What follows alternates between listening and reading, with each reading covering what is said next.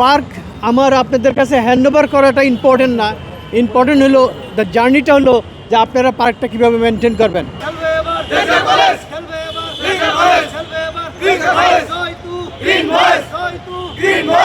তো আমি সবার কাছে একটাই রিকোয়েস্ট থাকবে, আপনারা যারা পার্কটা ইউজ করবেন এটা সৎভাবে যাতে ইউজ হয় এবং অন্য পাবলিকরা যাতে করতে পারে সেটার উদাহরণ তৈরি করেন। এই মাঠের অতীতের হিস্ট্রি যদি আপনারা জানেন, আমি এখানে খেলেছি, আমি জানি এখানে প্রচুর, যেহেতু ফার্মগেট এরিয়াকে কেন্দ্র করে অনেক পথচারী রেস্ট নেয়। তো সুতরাং তাদের রেস্টিংয়ের একটা, কারণ গণপরিসর হচ্ছে সকলের জন্য, সুতরাং সকলের জন্য আমরা একটা নির্দিষ্ট টাইমে উন্মুক্ত রাখতে পারি।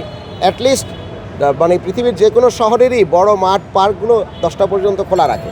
তো রাত 10টা পর্যন্ত অ্যাটলিস্ট মিনিমাম সবার জন্য তো উন্মুক্ত রাখতেই হবে। তো এগুলো আমরা অবশ্যই ঠিক করে ফেলি।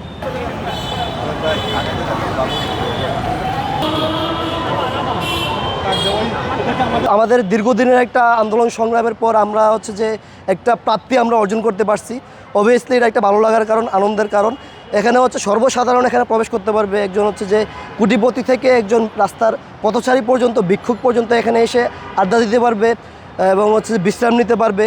এবং আশপাশের ফার্মগেট এরিয়ার যে কোচিংকৃত যে শিক্ষার্থীগুলো আছে তারা এই পার্কে আড্ডা দিতে পারবে, পড়াশোনা করতে পারবে, খেলতে পারবে। স্পেসিফিকভাবে যদি বলতে চাই, তেজগাঁ কলেজের আশপাশে তেজগাঁ কলেজের কোনো স্থায়ী কোনো মাঠ নেই। যেই সুবাদে যে এই আনোয়ারা উদ্যানকে তেজগাঁ কলেজ যে নিজস্ব পার্ক মাঠ হিসাবে ব্যবহার করতো। দীর্ঘদিন যাবতীয় আমরা যে মেট্রো রেলের কাজের জন্য এই জিনিসটা বন্ধ ছিল, আমরা এই জিনিসটা থেকে মিসিং করে গেছি। এখন আমাদের পরবর্তী যারা আসতেছে, ছোটো ভাই যারা যে আমাদের কলিগ বা আমাদের সমবয়সী যেই ভাই ব্রাদারগুলো তেজগাঁ কলেজে আসতেছে, অবভিয়াসলি তাদের জন্য একটা আনন্দের সংবাদ এটা। তারা এখানে খেলতে পারবে, পড়তে পারবে এবং ঘোরাফেরা করতে পারবে, আড্ডা দিতে পারবে।